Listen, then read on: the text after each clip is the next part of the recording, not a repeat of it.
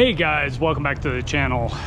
So in this video guys, I'm going to show you my Brompton touring rig, and more importantly, I'm going to explain to you why I tour on the Brompton the way I do.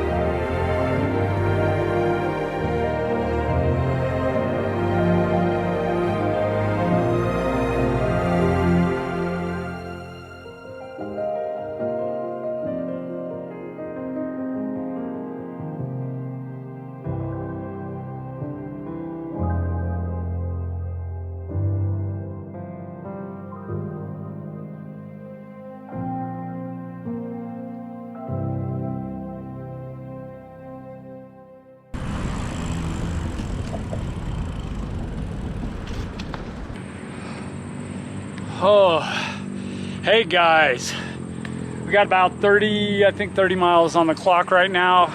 We're out testing my Brompton touring setup, getting all the bugs worked out of it. There have been some changes made to my route. Obviously, if you guys saw my last video, you know I'm going up the Yellowstone National Park. We're still doing that. We're going to make some changes to the route. We're going to be going into Montana now. And I will talk about that in another video. In this video, I want to talk about the Brompton touring setup. So we're going to take a look at my Brompton touring rig. We're not going to go over gear in this video. We're just going to go over the rig itself. Okay guys, as you saw from the montage, we're going with a trailer setup. I bought this trailer, the Chubby trailer, the Radical Design Chubby trailer. I bought this trailer initially for touring on my Brompton. I haven't got to use it much because I haven't actually went on any long tours on my Brompton, but that's going to change here in a couple of weeks. Now, I know a lot of people cringe when they see this setup and go, oh, no, not a trailer. Trailers are like boat anchors when you're going up a hill. Really, guys, they're not, okay? If you have a good trailer, a trailer that doesn't have a spring in the front, that doesn't make your bike track weird, there's nothing wrong with a trailer. On a good touring trailer will actually track really well. Yes, you're gonna feel it when you're going up hills, but ultimately it's not that bad. You're gonna feel a backpack on the back of your Brompton when you're going up a hill. It's kind of like a pick your poison situation. Which one rather you have, a shifting backpack or a shifting trailer? One way or the other, you're going to feel it when going up hills. Basically, there's going to be two main luggage compartments on this setup: the trailer and the tea bag. There will be nothing on the rear rack. The rear rack I'm going to leave free because on a long tour, you're gonna wanna stop at grocery stores and you're gonna wanna pick up some stuff. So I might pick up a little box. I got a small box that I'm gonna be able to carry in my chubby trailer. Of course, I'm gonna put stuff in it. But anytime I go to the grocery store and I need to pick up some loose items, I'll slap it on here and I'll tie everything down so that when I get to camp, you know, I can just unload stuff and I don't have to shuffle things around in the trailer. I just can set my groceries on the back of the Brompton, especially considering I'm going to be buying jugs of water. I'm going to be buying jugs of water for various different things like cleaning up, washing up, all that stuff, cooking, you know, just pretty much anything that I need water for. I'm not going to have a lot of room in the trailer to carry gallon jugs of water from the convenience store to my campsite. So that's why I'm going to leave the rear rack free in case I need to haul anything to the campsite, especially groceries and water. The tea bag is going to be for all the things that another Brompton owner, cool.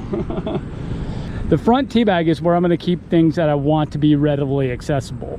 My rain jacket, things like snacks and some food, also my camera gear, my drone, all my expensive electronics are going to go in the tea bag. Not that I'm going to leave the Brompton locked up outside, guys, but if I absolutely had to for some oddball reason, I could detach the tea bag, take it into the store with me, and I don't have to worry about people stealing my most prized electronic equipment. You know, I wouldn't say it's necessarily prized, but things that cost a lot of money that are not as easily replaced. But guys, don't get me wrong, I'm not leaving any of this stuff locked up outside. If I have to stop by a grocery store, all of this is coming into the store with me.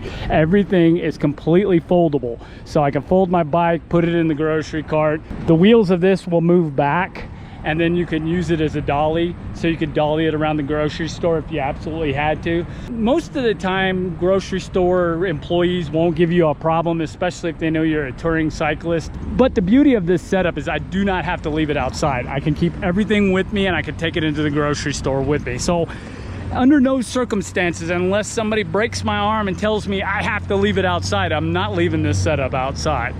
But regardless, obviously, all my most expensive stuff, all this stuff that I want readily available is going to be there.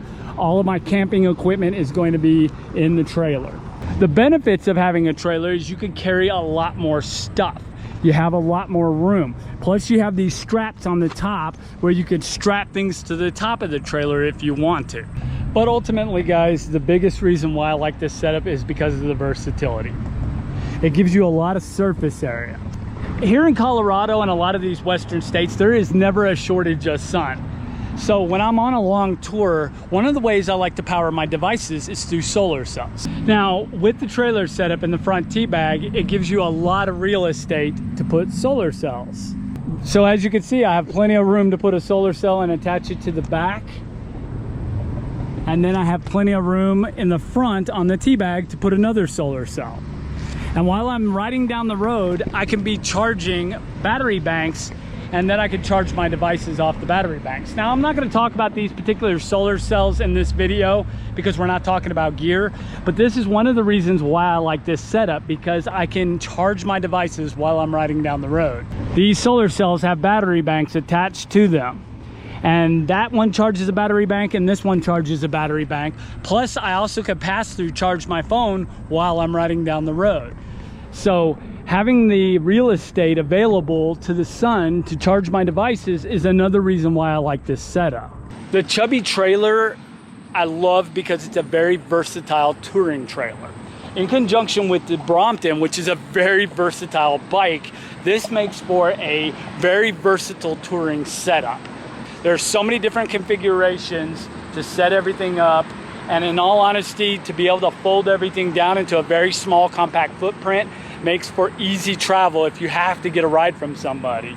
Like you damage a wheel and you have to get picked up by somebody. Anybody from a compact car up to a regular full-size truck can carry all of this because the wheels come off, everything packs down really small. If you have to take a train home because your tour is over because you blew out your knee, not a problem. You could just carry all this stuff right onto the plane or train or whatever you're going to take. It's very multimodal, so it's very, very versatile.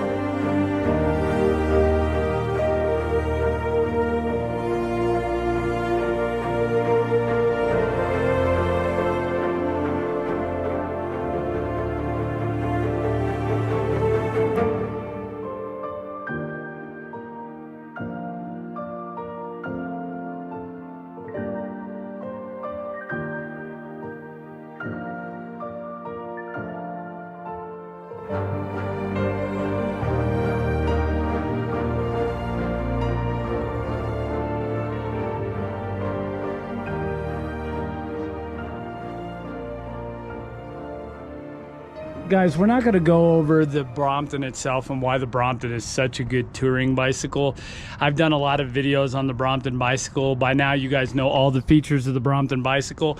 And if you don't, look at my previous videos on my channel. There are a lot of other people who've done better videos on the Brompton. There's lots and lots of videos on the Brompton.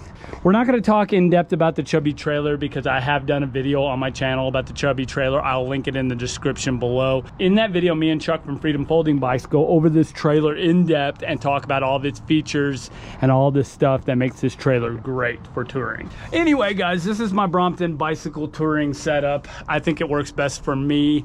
I'm not criticizing the backpack on the back rack setup. Obviously, if it works for you, you do you, boo. To me, this setup works so much better and I like it, and that's all that really matters. It's what works for me, and you got to figure out what works for you.